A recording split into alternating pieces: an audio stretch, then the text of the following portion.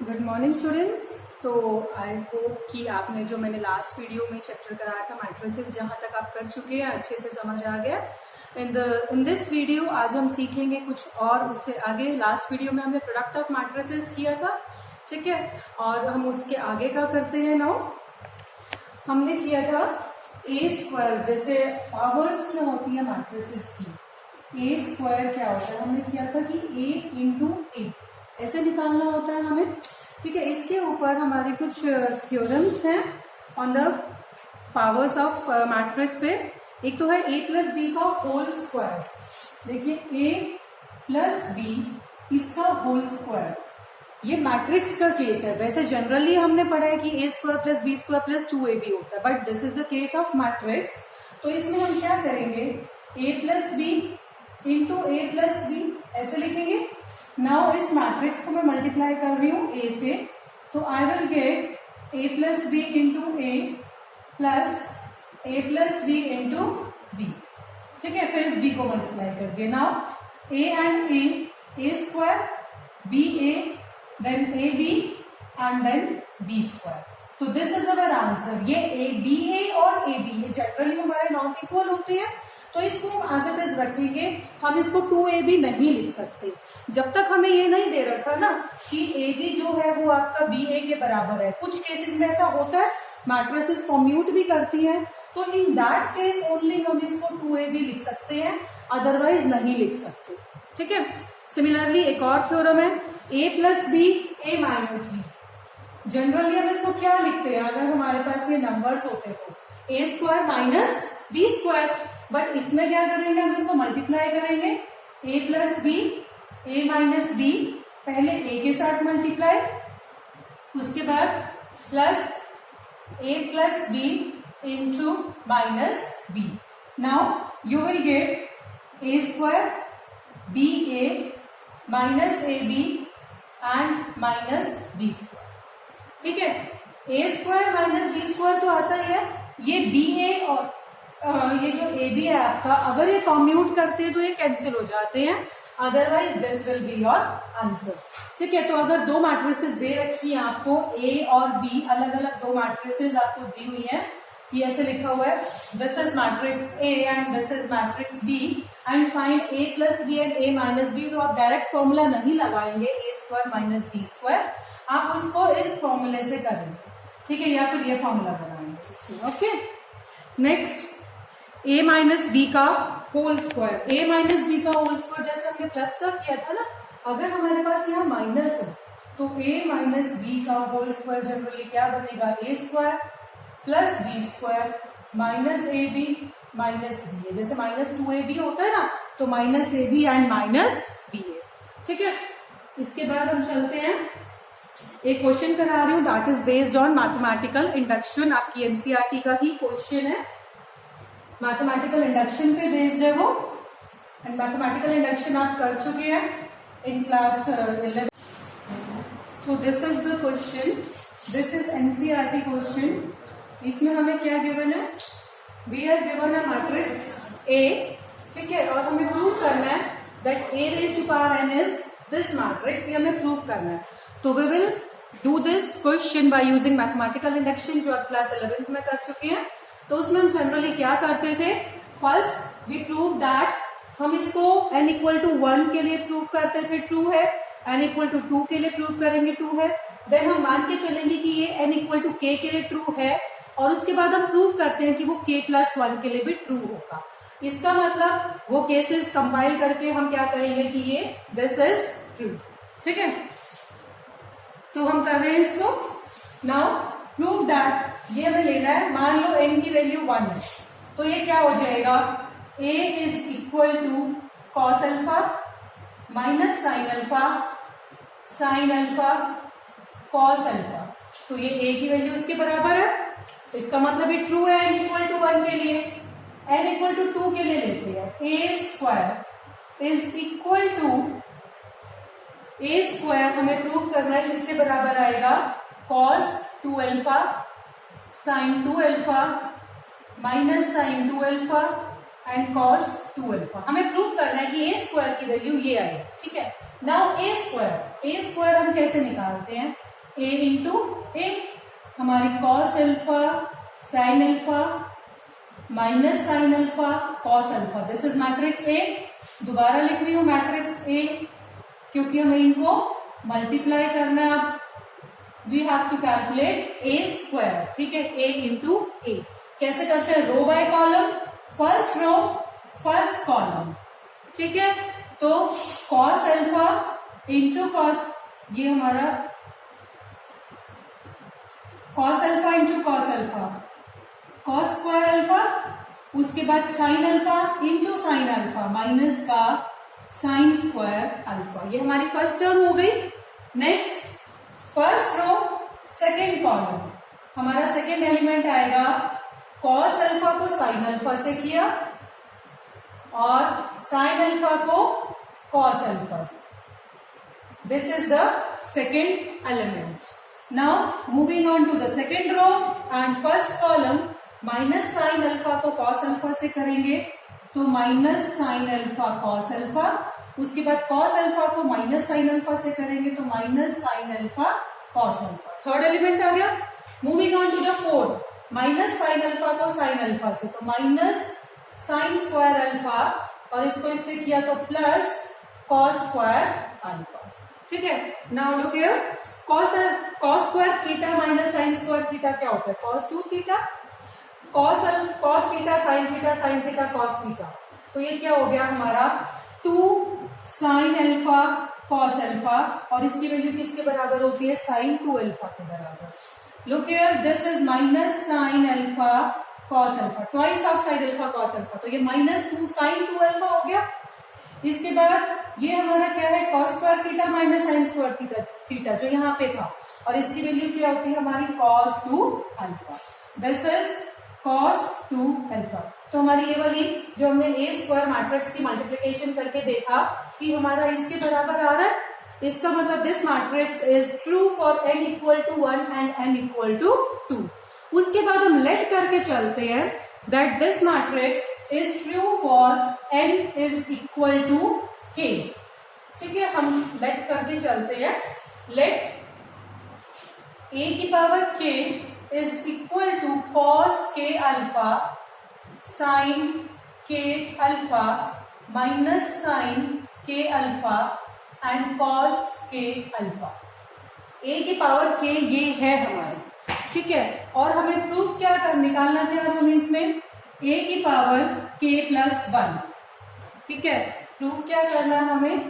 To prove कि अगर हम a की पावर k प्लस 1 लेते हैं तो हमारा cos k plus 1 alpha sine k plus 1 alpha minus sine k plus 1 alpha and cos k plus 1 alpha के इक्वल आएगा। अब a raise to power k plus 1 को मैं क्या लिख सकती हूँ? a raise to power k into a, ऐसा लिख सकते हैं। तो a raise to power k matrix हमारी थी cos k अल्फा sine k alpha minus sine k alpha and cos k alpha. इसकी मल्टीप्लिकेशन करेंगे हम a मैट्रिक्स के साथ which is cos alpha minus sine alpha and cos alpha, ठीक है। मल्टीप्लाई करके हम ये प्रूव करेंगे कि हमारे पास ये आ रहा है, इसका मतलब हमारा क्वेश्चन प्रूव हो जाएगा। तो let's multiply first row first column, you will get cos k alpha cos alpha और minus sine k alpha sin alpha, ठीक है। इसके बाद सेकेंड एलिमेंट आएगा हमारा cos k alpha को sin alpha से, मैं बीच में लाइन जस्ट लगा रही हूँ कि सेकेंड एलिमेंट पता लग जाएगा हमें। cos k alpha sin alpha और sin k alpha cos alpha, this is the second element।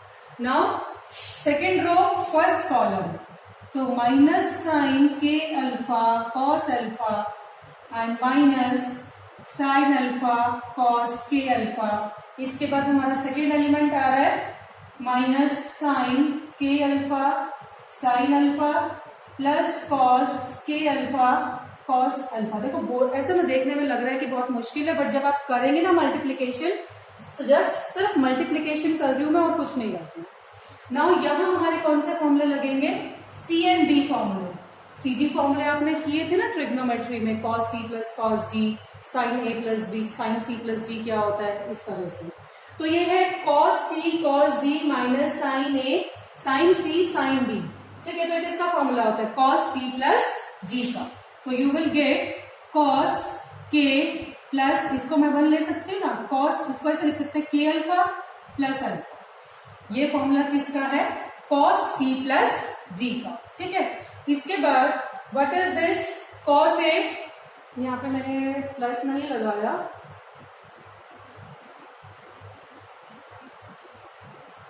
Cos C sine D, sine cos C sine D and sine C cos G, this is sine C plus D. तो K alpha plus alpha. Similarly ये आपका formula हो जाएगा minus common लेके sine के alpha plus alpha, sine सी plus g.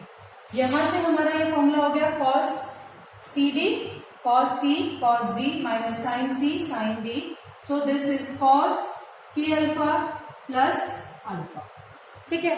यहां तक आ गया, सी डी फॉर्मूले हमने लगाए हैं। अब ये देखो, अगर मैं इसमें से अल्फा कॉमन ले लूं तो what I will gate, cos के plus one alpha.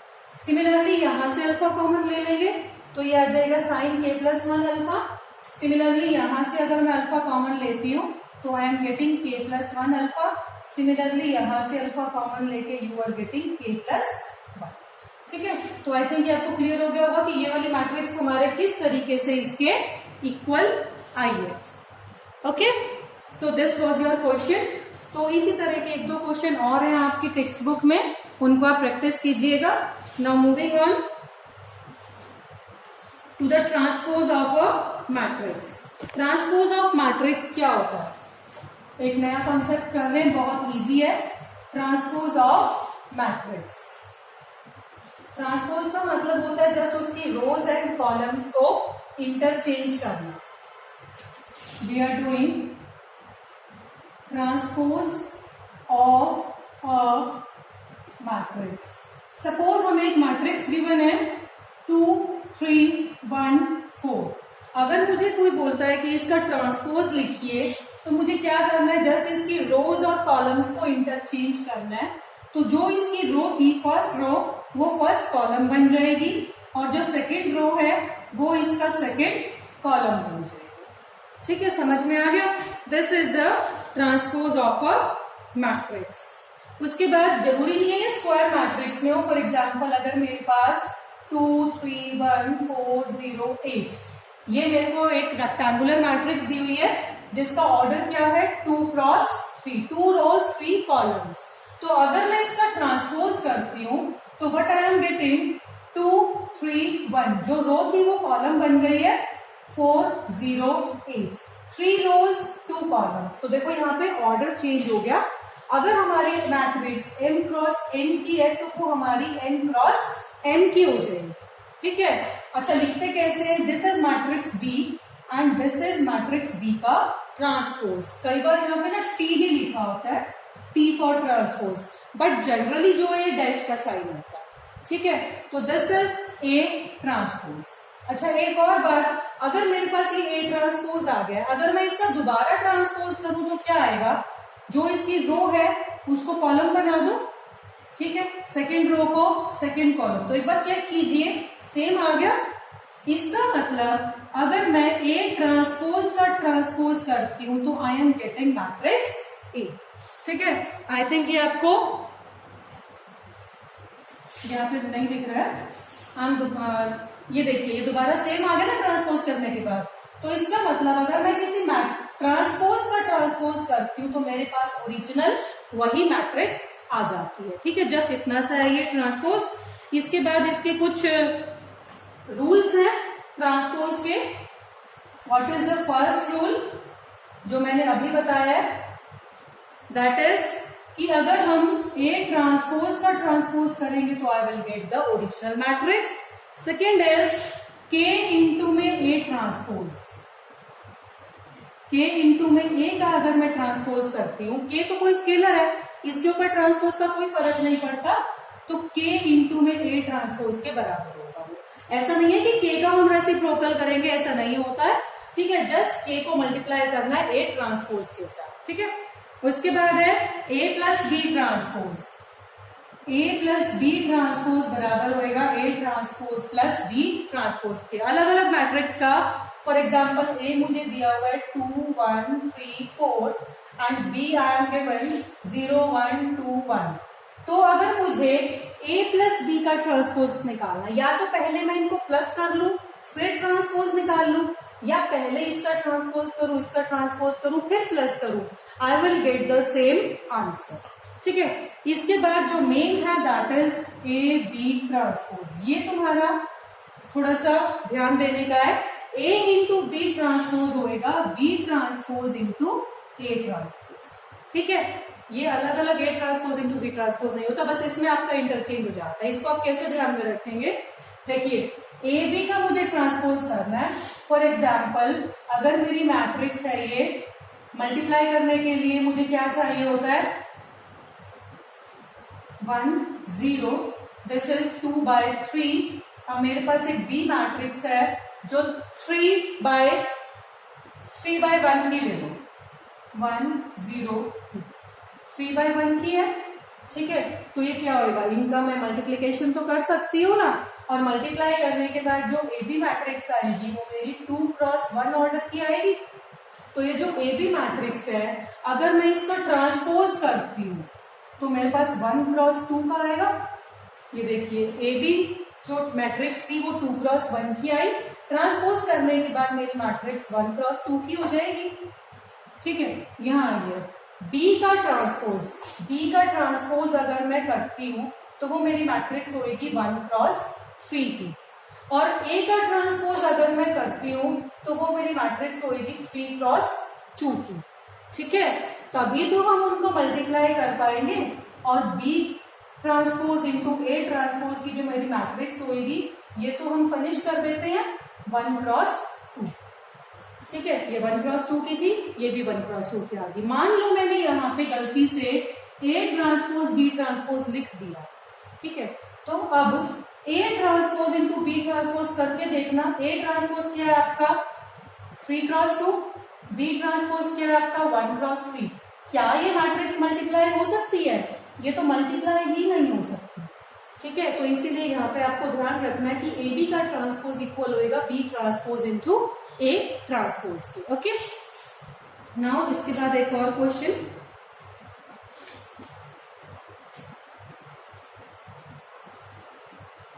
that is based on the transpose। एक क्वेश्चन करा रही हूं आपको, if A is cos alpha sin alpha minus sin alpha cos alpha, find alpha, हमें अल्फा निकालना है 0 और पाई बाय 2 के बीच में होना चाहिए। It is given that A plus A transpose is 2i2। यहाँ पे i2 का मतलब क्या है, आइडेंटिटी मैट्रिक्स ऑफ ऑर्डर 2, ठीक है। तो A प्लस ए ट्रांसपोज इसके बराबर है, ये हमें गिवन है, इसको लेके चलते हैं। तो A, I am writing matrix A and plus A transpose, transpose का मतलब जो इसकी रोज है उसको कॉलम्स में चेंज कर रही हूं, एंड जो इसके कॉलम्स हैं वो रोज हो गए, ठीक है। तो ए प्लस ए ट्रांसपोज ये होगा, ना प्लस करते हैं, सिंपली प्लस करते हैं 2i2, i2 का मतलब आइडेंटिटी मैट्रिक्स ऑफ ऑर्डर 2। यहाँ पे मैं प्लस कर रही हूं तो 2 cos अल्फा, ये प्लस करेंगे तो 0 हो गया, इनको प्लस कर रही हूँ अगेन 0, इनको प्लस कर रही हूँ, I am getting 2 cos alpha is equal to 2 से मल्टीप्लाई कर रहे हैं तो 2 2 0 एंड 0। एक तरह से हमारी ये मैट्रिक्स इसके बराबर आ गई, हमें वैल्यू निकालनी है अल्फा की। नाउ 2 cos अल्फा 2 के बराबर है, तो cos अल्फा किसके बराबर हो गया 1 के, इसका मतलब अल्फा किसके बराबर हो गया cos इनवर्स 1 के, या मतलब ऐसे समझिए कॉस में किसकी वैल्यू, यू विल गेट 1। यहां पे एक्चुअली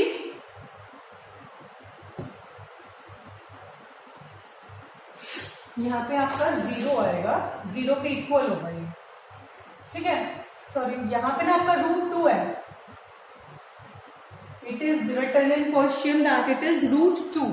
तो अगर यहाँ √2 है आपका, ठीक है, तो मैंने यहाँ पे √2 से मल्टीप्लाई किया, ये √2 आ गया, और तो यहाँ पे √2/2 कितना आ जाएगा, 1/√2। अब बताइए कॉस में किसकी वैल्यू 1/√2 आती है, तो you will get the answer π/4, alpha is equal to π/4, ठीक है।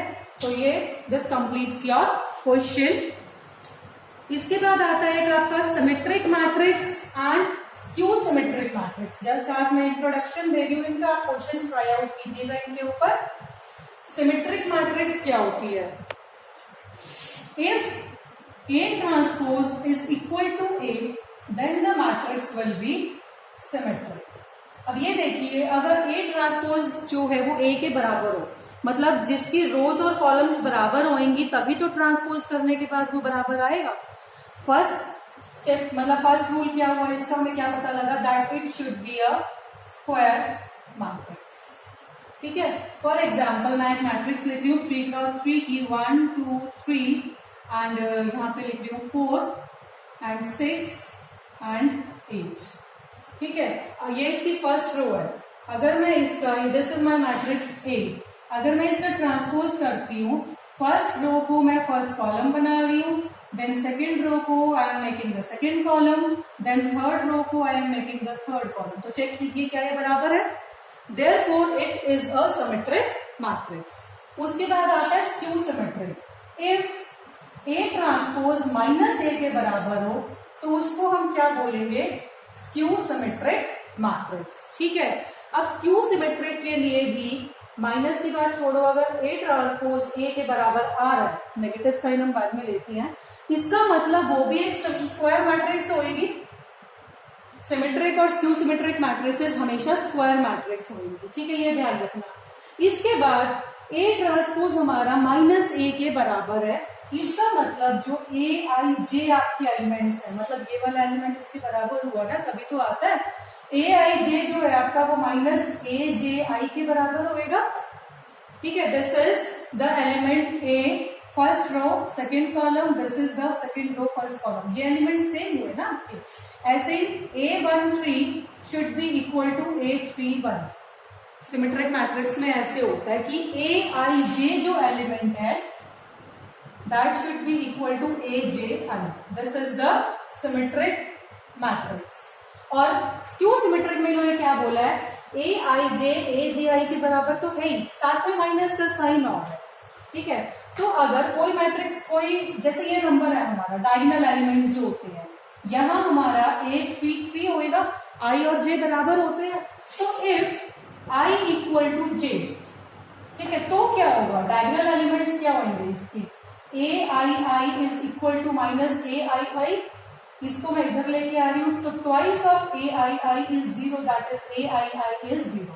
इसका मतलब जो स्क्यू सिमेट्रिक मैट्रिक्स होएगी ना, उसके डायगोनल एलिमेंट्स सारे के सारे क्या होंगे, 0, ठीक है। और बाकी जो एलिमेंट्स होंगे, अगर ये 4 है तो ये -4 होएगा, ये 6 है तो ये -6 होएगा, दिस इज 8 तो this will be -8।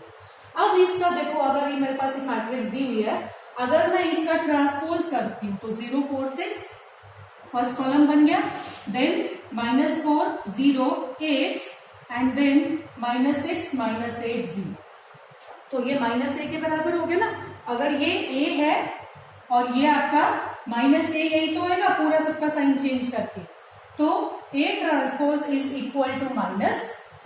So this matrix is a type of skew symmetric matrix. तो इसमें दो चीजें ध्यान रखने की हैं, एक तो वो स्क्वायर मैट्रिक्स होएगी एंड द डायगोनल एलिमेंट्स जो होंगे दैट शुड बी 0, ठीक है। डायगोनल एलिमेंट्स दोनों सारे के सारे 0 होंगे। मान लो मैं इसको 0 नहीं रखती, मान लो मैंने यहाँ 2 रख लिया होता, तो नेगेटिव करने पे यहाँ मुझे -2 चाहिए होता ना, ठीक है, बट मेरे पास -2 आएगा ही नहीं ट्रांसपोज करने के बाद। अगर मैं सीधा इसका ट्रांसपोज कर देती हूँ तो मेरे पास 2 ही आएगा ना, -2 तो नहीं आएगा ना अपने आप, इसलिए हम इनको 0 रखते हैं। समझ में आ गया? तो सिमेट्रिक मैट्रिक्स कौन सी होती है? स्क्वायर मैट्रिक्स होती है and A transpose is equal to A.